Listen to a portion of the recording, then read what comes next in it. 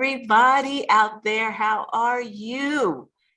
Look at all these daggone co-hosts looking all deliciously lovely Yay. back here. Look at this. How's everybody doing tonight? Everyone's good? We're good.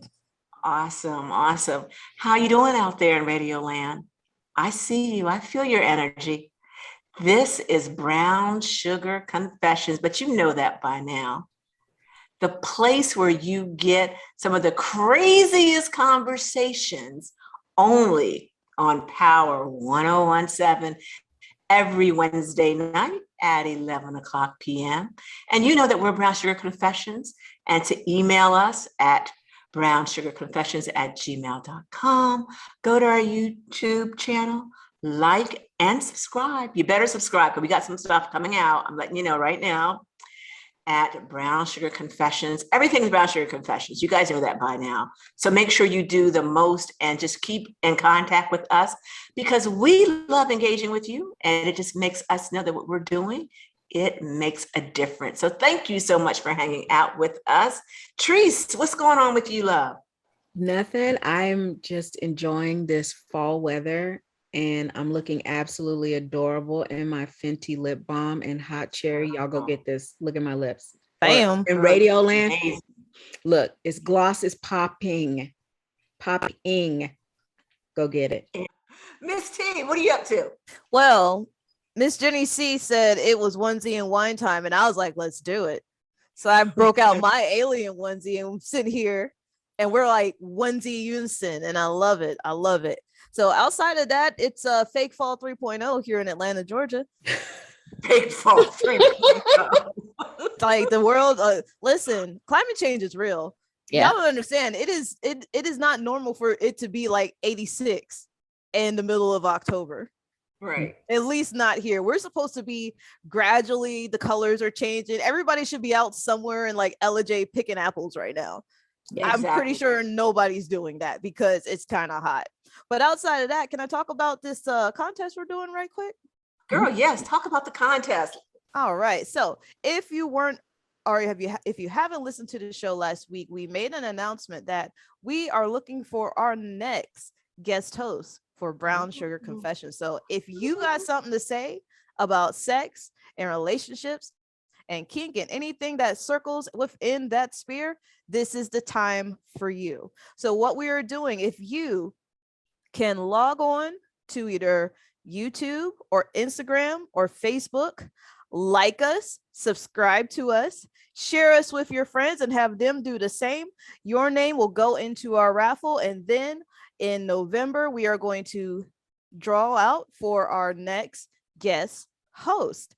And then that guest will come out on December. So it'll be great. It's going to be awesome. Awesome. If you know somebody who knows somebody who might be friends with somebody who may be interested in our show, who hasn't listened to our show yet, this is your chance to be like, hey, you have got to listen to the show. They talked about, eggplant sizes. We're talking about sex and breast cancer. We're talking about all the things that people don't normally talk about because either they're too afraid to, or everybody thinks that this should be behind closed doors. This is the time. You got something to say. Now is your time. Get in here, put your name, let us put your name into the raffle, and hopefully we will see you on the show in December. I'm so excited to see y'all who our next co-host is going to be. And everybody, we don't care who you are. We want you to go ahead and do it. And so we can get you on here. I'm super excited to see who's going to be our next guest co-host. Oh my goodness. Oh, yes. So what else is going on, Miss Rosie, with you in ATL? Oh, man. Well, my business is finally out. If you guys don't, well, I know you guys know. We talked about it very briefly in the past couple of shows. I am a yoga instructor, and I'm finally trying to step out into the main sphere. So if you're looking for a private yoga instructor, like say you can't get to a class or you don't know where to start, hit me up. So if you're looking for me, I am on Inside Out Wellness and Movement. You can find me on Google, or you can go to my website, insideoutwm.com. All right, Miss T. All right. Thank you, love. And I know, Treese, you've got some hot topics we want to talk about, and I'm here for it. Okay. So this hot topic is I'm sure some of you have had this experience, And I'm glad it's finally being addressed and being taken as serious as it is. So in the great state of California, California laws now ban condom stealthing. Removing a condom without consent is a grave violation of dignity and autonomy. So last Thursday, California Governor Gavin Newsom signed a new law making it a civil sexual battery offense for someone to engage in condom stuffing. What is condom stuffing? I'm going to repeat it to you. Removing a condom during sex without verbal consent from their partner. The law, authoritated by Democratic Assemblywoman Christina, I think her name is Garcia, I'm not 100% sure, allows victims of stealthing to sue their perpetrators for damages and relief. Okay. Look, I'm going to just be very open here. This is what Brown Sugar Confessions is like, is really about. When I was younger, I had this happen to me. I was in a relationship. We were having intercourse and we changed positions. And I knew immediately something was wrong because it felt different. Right. It felt like it felt before. And I was like, what's going on? What are you doing? And he was like, no, don't worry about it. But does it feel good? And I'm like, no, that's not the question. What are you doing? And something said, move away really fast. And I kind of jerked away and I rolled around. When I rolled around, on the bed was the condom that he had taken off and just put on the bed. Whoa. Wow. I don't think people know what this does to someone. That is, when you do that to someone, you're taking away their right to have a safe environment. You are also, from that point on, do you know, like when I had relations with somebody, I had to watch them put the condom on. We had to stay in a certain position so I could see that it stayed on. It messes with your mind and your body, because not only are you willing to risk your body, right? The person who does it, but you're willing to trick the person that you're with. You're dirty if you do that. You're a dirty, rotten scoundrel if you do that. And I don't think you should just be sued for that. I think you should be put in jail, because this is the thing. You're doing something without my consent. And how many times have, during intercourse with a partner, I've had partners say, oh, wouldn't you, I don't know why men think that this is like some kind of turn on. Don't you want to have my baby? Ew, no. I mean, I don't mean it like that, but like, ew. Why do men say that? From the song "Having My Baby," having my baby. This is what why do they stop saying? Because that was, I'm just going to take a step out in the left field and say that, and this is kind of like tied up in, you know, the patriarchy. You know me, I'm always like, the patriarchy just brings everybody down eventually. It was supposedly a good thing for a woman to have a baby, whether it was by her husband or somebody else. So long as she had a baby, she was technically seen as a real woman. You know what I mean? Yeah, I mean, John, I understand why when people say this, they obviously think like, don't women want to have babies? Like, ew, no, not all women want to have babies. And why would I want to have your big head baby? Like, that don't even make sense. You gotta be big head. Why you gotta just disrespect that unknown baby like that? We're keeping it real here. We're keeping it real. Don't want your big head baby. We're gonna keep it real. Let's keep it real. But this is the thing. You think like you are just going to take away the autonomy that I have in my own body for a momentary pleasure. I don't think that's just, I should just be able to sue you. Absolutely, I should be able to sue you, but you should also go to jail, because again, that is not part of what I consented to. That is not what I consented to. And I know I'm not the only one. I have friends who recently have talked about this. And when I say really, I mean like the last 7-8 days. Whoa. So this is nothing new. I think every state should have something like this on the books. I mean, let's be honest, there's a lot of messing going around, but the fact that California is finally giving this a voice, giving women a say, giving, okay, not just women, everyone a say in their bodies and like what you can and can't do. It is time for the world to stop playing games like this stuff doesn't happen. Yeah. It really is. And I'm glad that they're doing something about it. And I had to be honest about it. I had to, in this coming off this retrograde, I have to give myself the permission to be open and talk my truth. And that happened to me, and that affected me for so long. Wow. Because you can't trust nobody after that. No, I couldn't. Like what would have happened if he would have knocked you out? What would have happened if he gave you an STD? Exactly. That scared me so much, not just for my body, right? Like I don't want an STD. I don't want anything taking control of my body.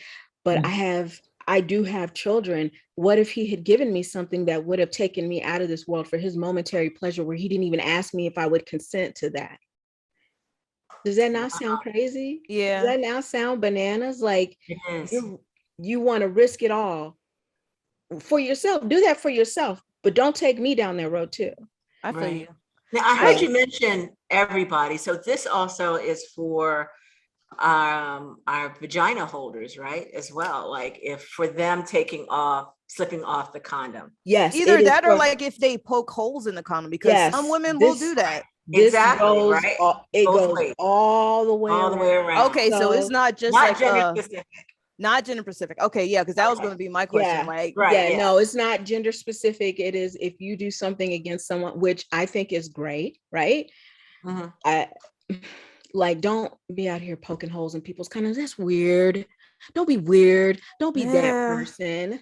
Don't be that person. Stop. Don't be you that. Know how much time you gotta have on your hands to be mad at somebody enough to find their condoms wherever they hide their condoms and poke holes in them? Yeah. See, what I thought they were doing was like putting the condom on the partner with their mouths and then biting the tip or biting it. And I've heard that. That's what I heard. I had a scallywag friend that did that.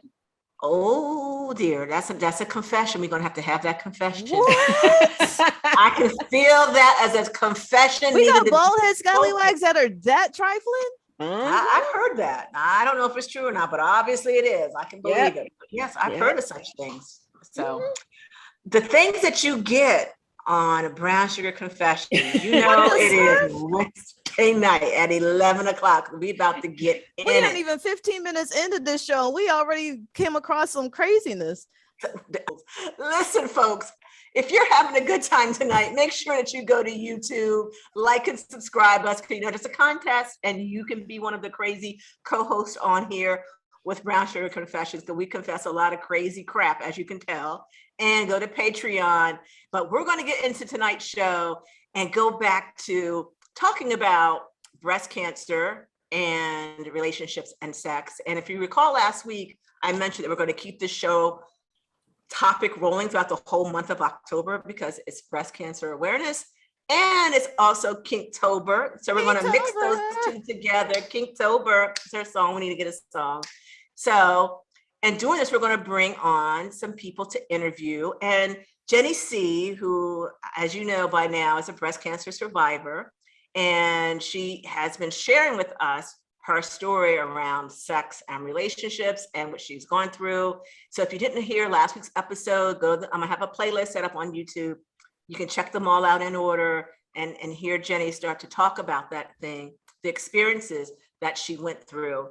But Jenny, tonight, I want to ask you, when you got the diagnosis and, you and your husband are having those moments of talking and you go through all your therapies, how does your body change sexually? How does the vaginal area change, or does it for you? And I know this can't speak for everyone, but can you expect certain changes? Yes, prepare for it. Prepare for it. I mean, we've had other shows when you talked about how you don't use it, you lose it. Mm-hmm. because I was in my mid 40s, very different from when I had my twins in my 30s. Ooh, can you hear my voice getting emotional? Excuse me. You were Okay, kind of so sultry on us. it was sultry, but like a weird. I've noticed this on my podcast when I talk about certain experiences that were very emotionally tied. I'll start to lose my voice. So I just noticed that. Anyway, so when I first gave birth to my twins, I was in my 30s, and things, I didn't lose it, but because it was so painful to have intercourse because she sewed me up extra tight for my husband from that other show. Um, during the chemo, I had no sex drive at all because it is so draining and you're fighting for your life and you've got all this poison pumping through your body. It's a weird fight or flight thing. I don't know if Trisha felt this, but like it's surreal. Like you got to lie there and let them pump poison into your body. Instead, you just want to run, but you can't because you've elected to embrace this way of medical intervention. After the chemotherapy, I was so tired. There wasn't energy left for it. Then after, because I also went into menopause, which of course, if your hormones completely shift, it's a different story altogether. Right. I had surgery and then I had radiation. Radiation is a whole nother ball game. They tell you it's cumulative. I was very lucky. I was putting on this Mary Kay emollient cream on my right breast and also the back of my shoulders and all up because the radiation rays shoot through your body, that whole side. And it was so fatiguing during that time. There wasn't I had no energy because I was driving an hour and a half each way every day for 35 treatments. And when I finished, I drove down to Art of the Belly and we took it to Rob workshop that weekend. Ma'am. And yeah, that's how I celebrated. I had to convince myself with belly dance events. Otherwise, I would have stopped treatment. It was so exhausting and very scary. Anyway, so how did my body change? Because I was in menopause, it was very hard to become aroused. It would take longer and longer over the years because now I'm 2021. I was finished with treatment end of 2015.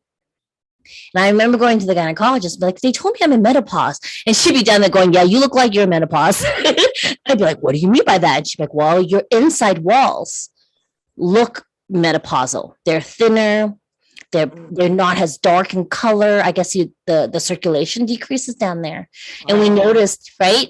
And so we noticed also we really had to rely on lubricants because it would take longer and longer to get me aroused. And it wasn't that we weren't making dates for a couple's time.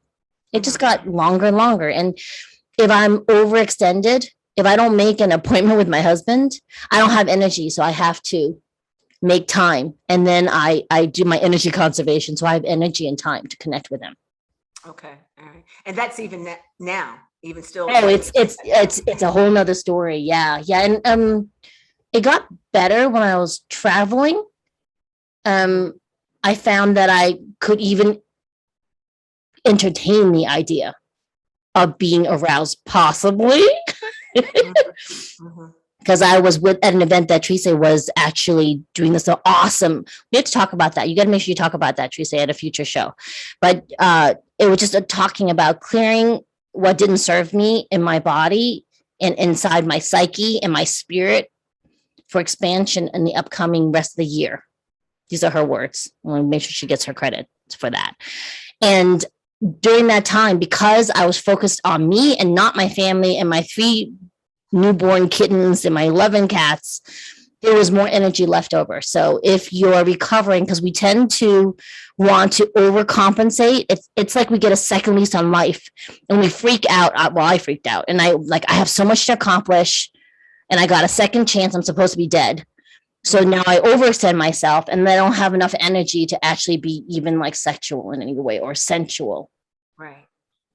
So here's a question for you. And I've had this with a couple of clients that have come to me. And I've been not involved in the study, but I've read a couple of studies about the partner and what they experience when their significant other goes through cancer and we're talking about breast cancer, I'm gonna say breast cancer, that there is a fear that some of my clients have of their partner going outside the relationship because they can no longer be intimate. Is that something that you personally experience, or have you heard of that yourself, people going through that? Yeah, I'm very lucky. And then I have a partner that really affected him when it was so painful for me after our kids. It absolutely horrified him at how painful it was for me. He didn't even want to approach it until I was fully healed. So we weren't intimate after the birth of our twins for over a year before the scar tissue wasn't painful. So of course, during my cancer treatment, he never even approached the topic with me because, and I knew when he went through his cancer, so it was a little bit different because we had so much life experiences before that. Cancer, right? Because he had cancer. He had cancer. He had cancer, and I wanted to have it, and I couldn't even approach a topic because, you know, he's this young 26-year-old, pretty sexually active man, and he lost all drive during his treatment. And his surgeries. He had two pretty intensive surgeries. You know, this was over 25 years ago. And so the chemo back then was pretty intense. But we were happy that he would survive because prior to that, you would have died with that diagnosis of the cancer he had. So, you know, but to get back to that, there are times when you want to have open discussions.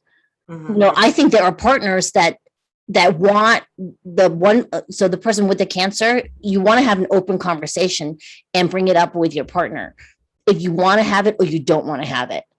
And some couples are much more open, right, about their non-cancer involved partner having that need fulfilled, but there's other ways to do it. You can do like stimulation, like you talked about this before, and you could give them great advice about that. But I will tell you that I did learn one thing. My mom, we immigrated to the States, and she was always like, Jenny, you got to control the money because, you know, then he can't have an affair, right? My thing was, I married my husband so he could help me control money because I have no money management at all. So he helps manage because he makes a good money, right? However, I know what I bring to the relationship. I'm fine if we had an open conversation about it. So, you know, and for those that are listening that are going through cancer and with your significant others, they are supporting you. As Jenny C said, this is the time you got to have open communication. And even though you're going through probably the most scariest thing, and I haven't gone through that, thank God for myself. However, I can imagine the fear that you go through, you know, getting that diagnosis, and you're worrying about yourself. And then there's that thing behind your head saying, I also have a partner. What if I'm not well? What if I can't please?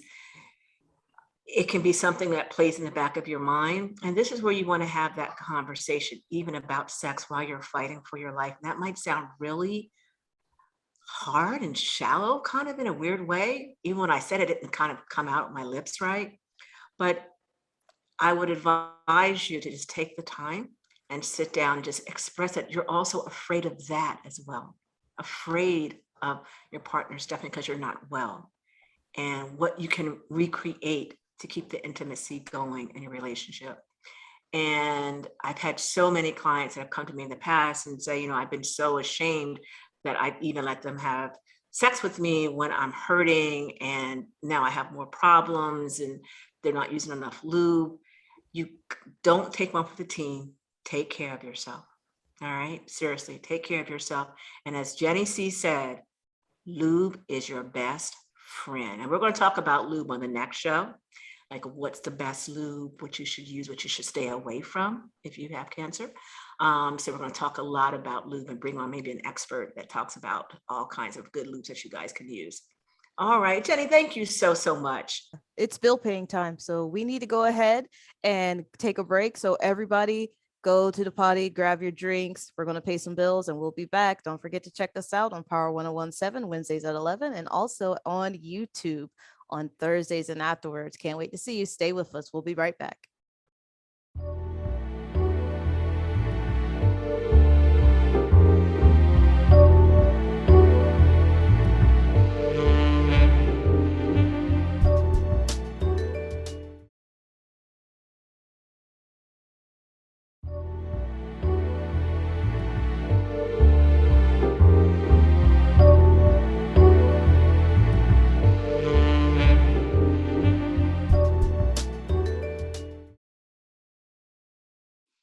Welcome back, everybody, here at Brown Sugar Confessions on Power 1017.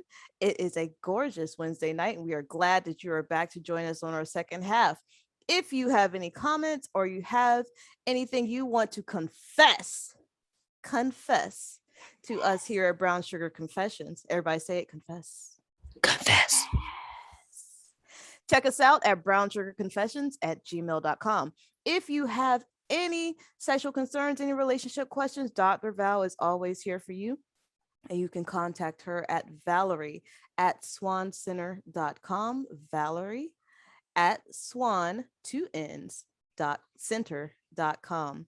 And we are back. We have finished our breast cancer and sex story with Miss Jenny C. Wonderful conversation. If you missed that conversation, please check us out on YouTube. Our videos will be coming up the following Thursday. So the day after it airs live, we will put it back on YouTube so you do not miss a thing. If you want to go back and re-listen to something we said, we are here for you. But for now, back to Miss Jenny C. You have a hot topic for us. What's going on? I'm very distracted by Tracy's very, very sensual stroking of her fingers. I'm sorry. Oh. You focus right Oh now. my. You know what? I saw her doing that and I was trying not to look directly at her She's because I knew I was going to be entranced. She reapplied her lip gloss. So I was distracted by her lip gloss The from early shine. in the show and the shine. And then she's got these lovely, beautiful hands and she's just touching her fingers. And I was like, wow. Anyways, back to my hot topic for today. Listen, there is a post on Twitter by Chrissy C. Chilpeka about, let me quote her. I think one of my proudest moments was when my ex said, I treat you like SHI, because you'll never break up with me. And I literally said, okay, I'm breaking up with you. And he cried so hard he threw up. That's a whole nother power move. That was the ultimate reverse 4. The The ultimate Uno reversal was just laid. Has anybody ever gone through that? I have not, because I am a sea hag. But quit calling yourself a sea hag, Miss T. You're not a. When you say that, you have Anyway. to sing a shanty song. You have to sing an old sea song. I'm gonna come up with I'm a sea one. hag. You have to like. I'm gonna come up sing with one. one. of I'm gonna those. like come up like randomly start singing like sea shanties for y'all. I'm a beautiful sea hag, if nothing else. If you guys have never seen me before, I'm a beautiful sea hag. I'm just saying. You're not even a sea hag. What is a sea hag anyway? Okay, going back to Jenny C's. Topic at hand, Miss T. By the way, y'all need to see her when she's got all of her makeup and her bling on. She is a sight for sore eyes. She's exquisite and beauticious. The whole transformation, you'll never recognize me. Don't let her fool you with her sea hag. Yes. Right, exactly. What is a sea hag? Listen, we're gonna keep this thing moving. Jenny C, you know what? I don't know. I've never experienced that.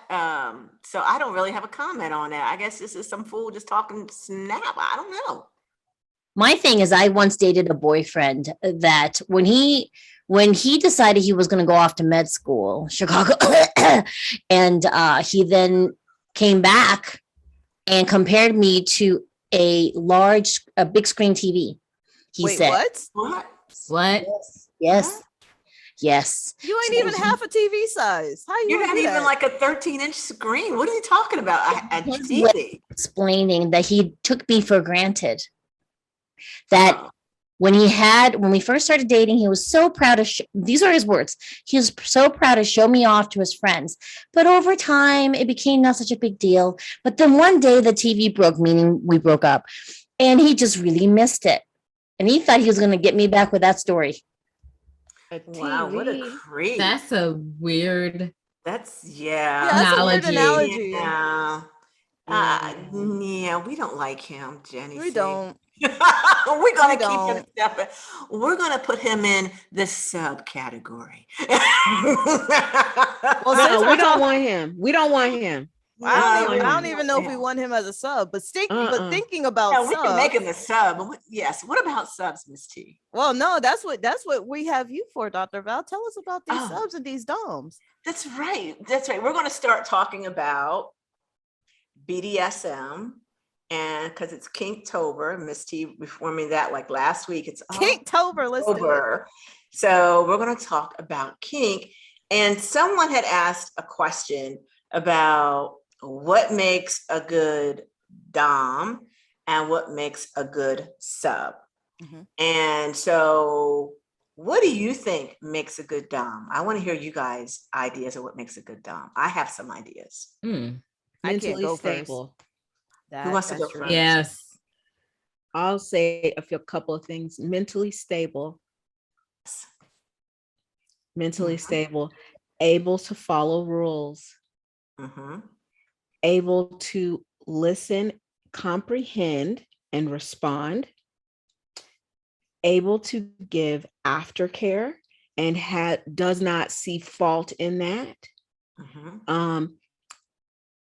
Well, for me, who I am, I prefer someone who looks out for me. Those are the things that and you need to be well versed in what you're doing. You have to be a learned individual and always willing to study and keep going so you keep getting better. But the most important thing for me is to be mentally stable. Absolutely. I agree with you. Jenny, so you got some ideas what a good dom is? No. Okay. I'm mom and my family has an alpha mom, but I don't think that's what we're talking about.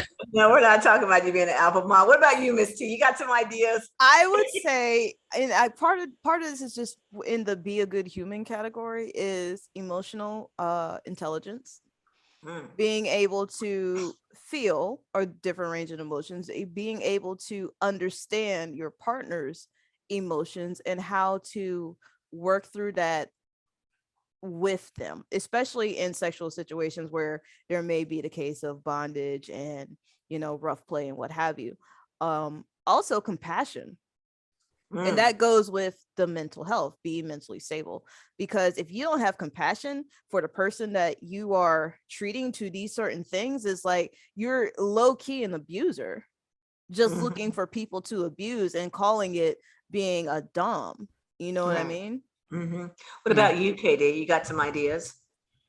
I pretty much thought it was just involving having a good whip collection. Well, and the fan. There have been a lot of studies that have been done on BDSM, and of course, there's always one that comes out typically around Halloween for some reason. So I got this new study in, and they talk about I know, right? Kinktober. They talk about what makes a good dom and sub. So I'm just going to tell you what I think, and a lot of it is what Treese and Miss T, not Jenny C and Katie were talking about with a good kink collection, but we like it. It is important. You got to have the tools to play. But I think the first thing you have to remember is it's someone that puts their partner's pleasure above their own. That's very important because you're there to actually serve. You really are serving your sub. So you're putting your own pleasure above, you're putting their pleasure, above yours.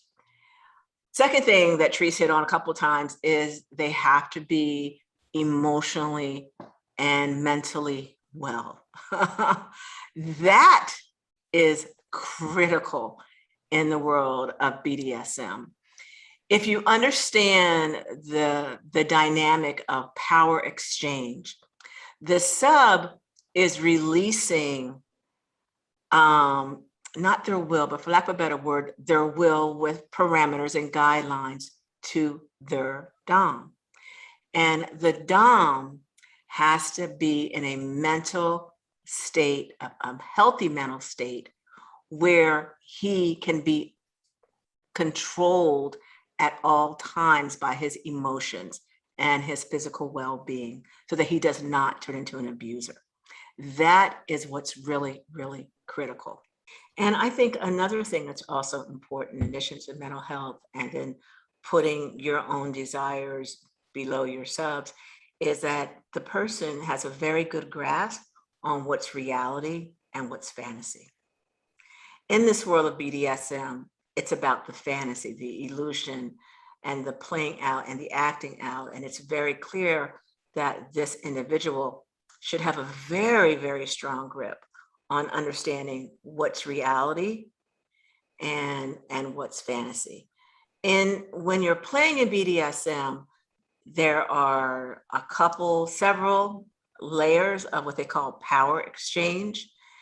And what power exchange is the power that the dynamic that the couple has in BDSM, the sub wills to the dom, basically. So it's a power exchange where the sub is transferring the power to the dom. Short story. So you can have a person that's just having, on occasion, a couple of hours on a holiday or an anniversary, let's just play a little slap and tickle, shall we, honey? So that's one level of power exchange. The sub's going to tell, hey, I want to do it like this. I want you to only do this to me. They give very, very distinct instructions on what they want. That is one level of power. So that level works good for people that are just getting into it, because it really lets the sub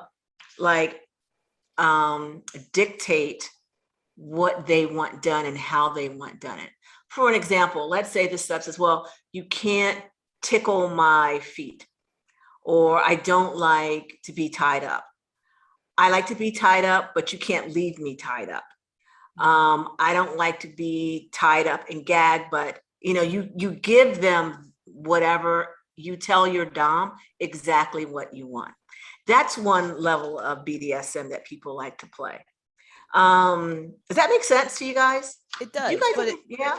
It also raises a couple of questions. Yeah, go ahead, babe. Especially when we're talking about the power play. So it seems like almost because the subs are giving doms the power to have kind of a wheel over them.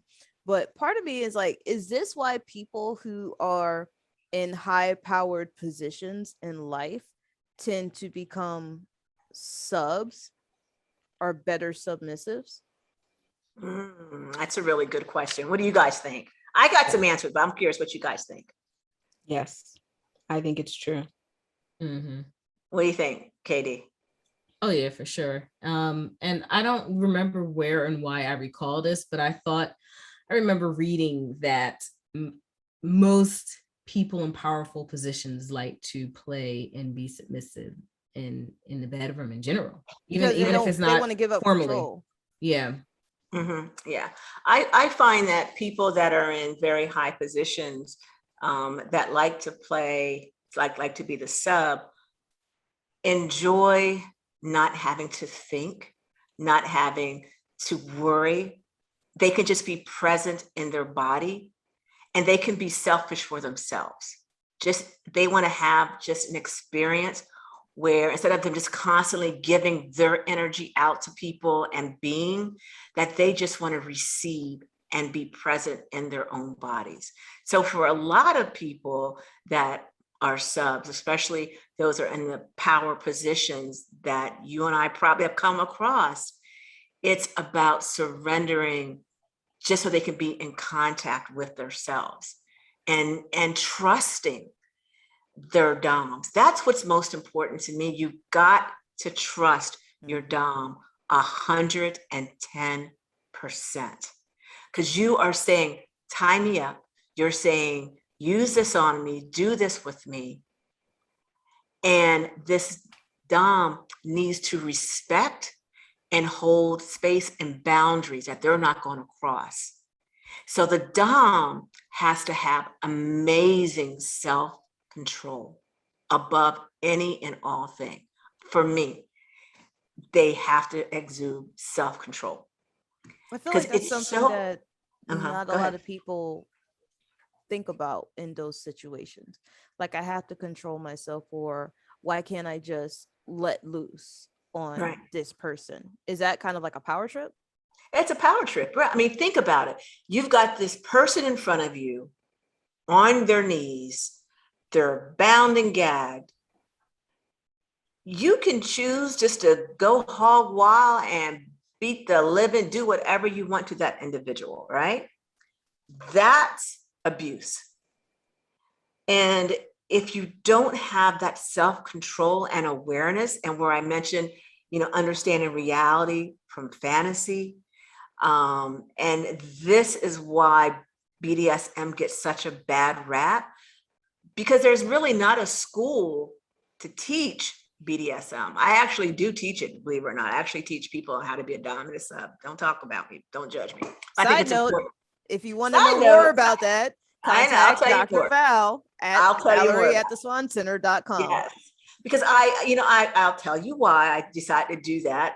I was someplace a few, I don't know how many years ago, long time ago, and it was at some kind of club, and there was a couple, and she was topping him. She went to go pick up some more tools, instruments, whatever you want to call them. She was getting some more stuff from the shelf to go, play with her husband on. It was her husband, by the way. And she left him on the St. Andrew's cross, which is the X kind of cross. She left him up on that. And there was a lady that was drunk that grabbed a whip and started beating the daylights out of her husband. Oh no. The other woman's, yes. And the guy knew instantly that it wasn't his wife. He instantly knew, because he started screaming like you wouldn't believe, because, he knew. And his wife comes over there and she's yelling. It was a whole cluster. Wow. And at that time, you know what, there needs to be a school, an etiquette on like how to act in clubs, how to be a good dom, where to strike, what not to strike, understanding the power exchange, how it works, understanding the qualities of a good dom, because I've seen some doms that, it can be considered borderline abuse. They go, in my opinion, it looked abusive. Even, I was like, wow, and I've seen some stuff, but that was like, ooh, that was a little rough, beyond rough. And I've seen rough, but that was a little sketchy. And so it's really important that, the qualities of a dom, it's not just, oh, I'm a dom because I'm a big, tall person, especially if it's a guy and I can whack. And no, that is not a quality of a dom. You really want to investigate, and you want to interview your dom out there, subs. Don't just pick someone out the phone book, 1-800 dominatrix.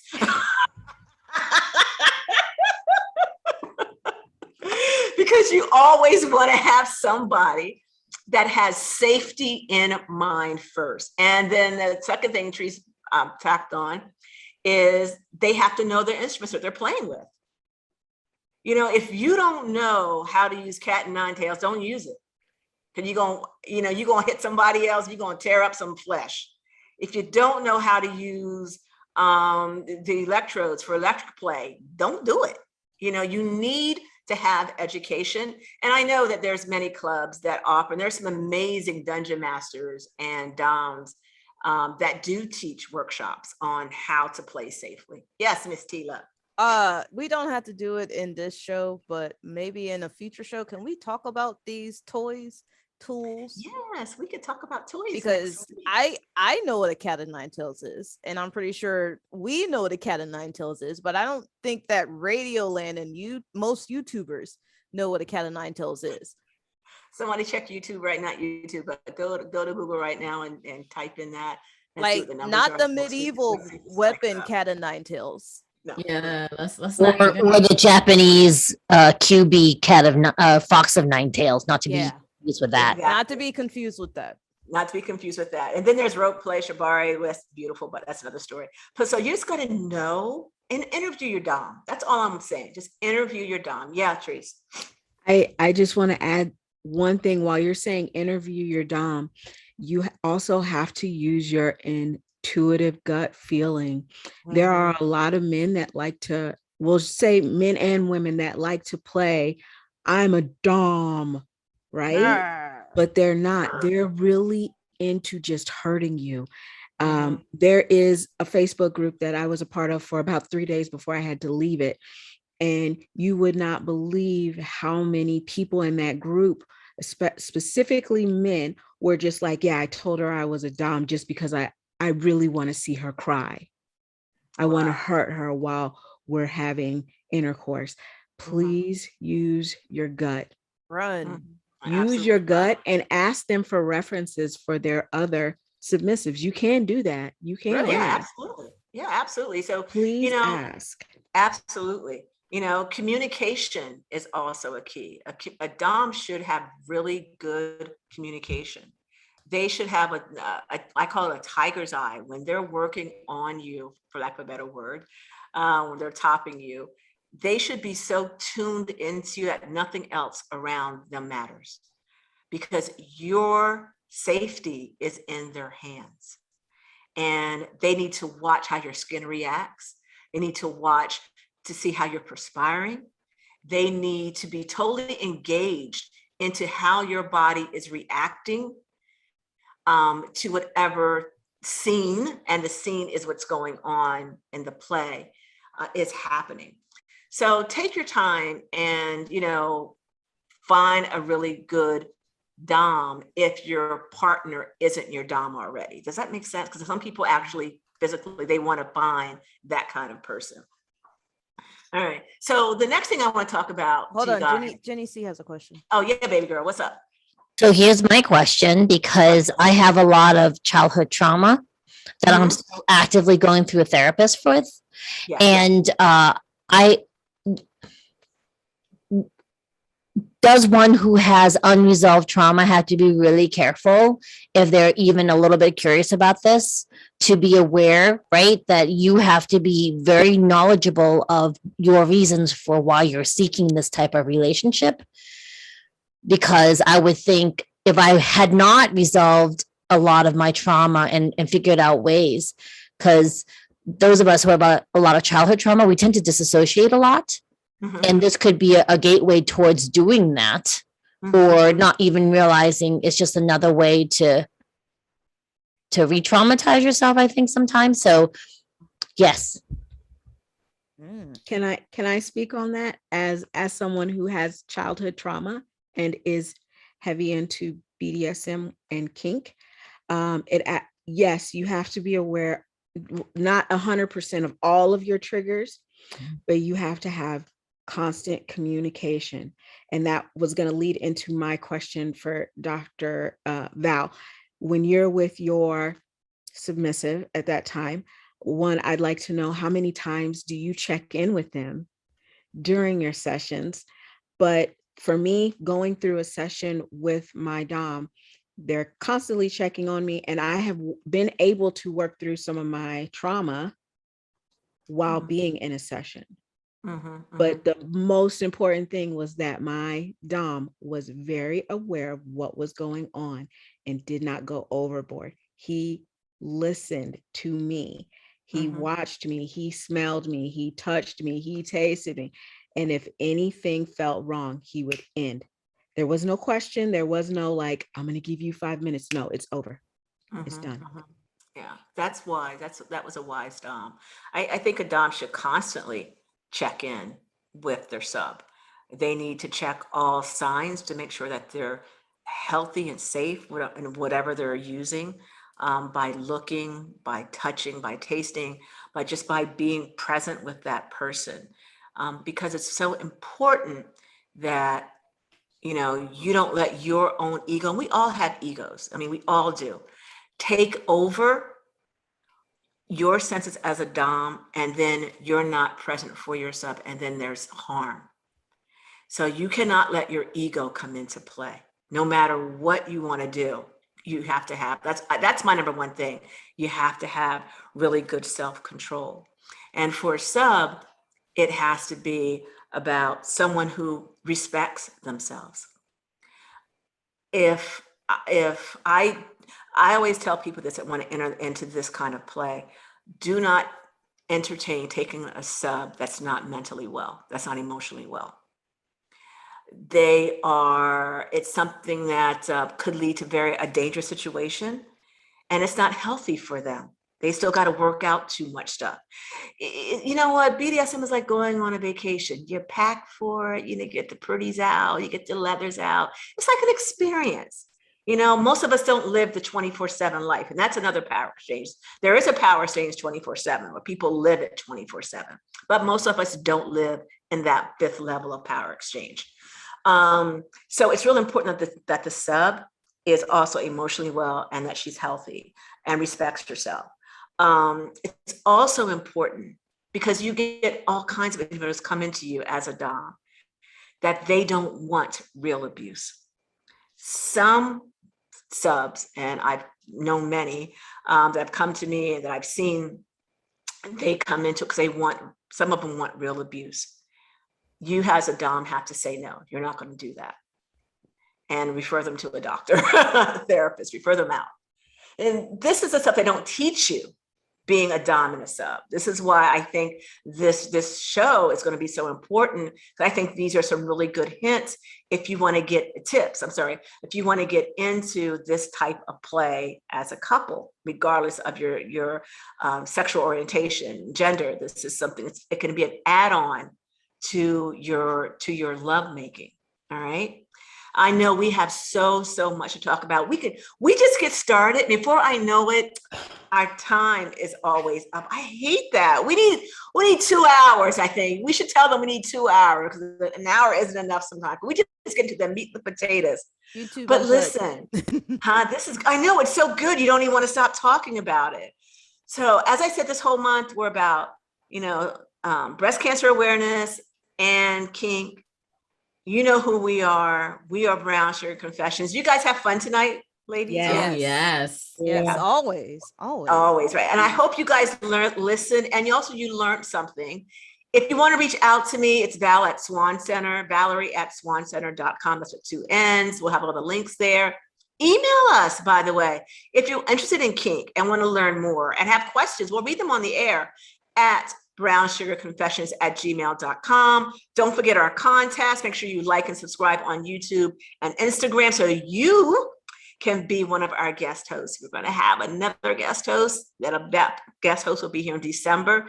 And we are always about playing safe and being safe because we're Brown Sugar Confessions. And guess what? We're going to see you next week at 11 o'clock. Take care, everybody.